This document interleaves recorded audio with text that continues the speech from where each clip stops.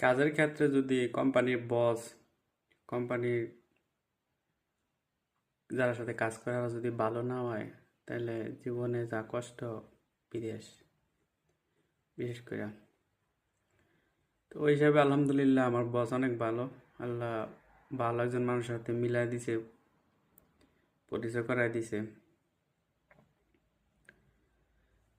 আমার বস আজকে এখন আমার পাসপোর্ট আনার লাগিয়া আমার এখান থেকে বুখারেস্টে গেছে। আমার ডেলিভারি স্লিপ সব কিছু নিয়ে গেছে, ওইখানে ডেলিভারি স্লিপ শো করলেই দিয়া দিব। আবার পাসপোর্ট যে সময় করতে গেছিলাম ওই সময় আমার নিয়ে গেছে গাড়িতে। আর এখান থেকে বিকেলবেলার রওনা দিছি, এখানে গিয়ে রাত্রে 11টা 12টা বাজে। ওইখানে উপরে হোটেলে রাত থাকছিলাম।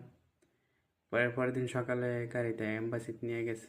এম্বাসিতে নিয়ে গিয়া সব কিছু রেডিমেডি করে পরে ওনার একটা কাজ আছিল, উনি পরের দিন এসে আমারে বাস তুইলা দিছে।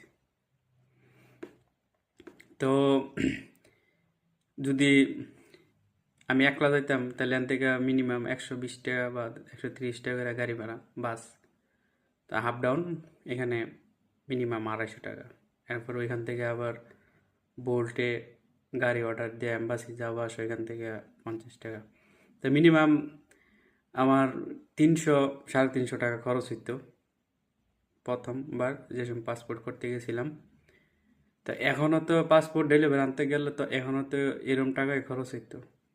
তো সেই হিসাবে অনেক অনেক ভালো আমার বস আর কি, বলার বাহিরে।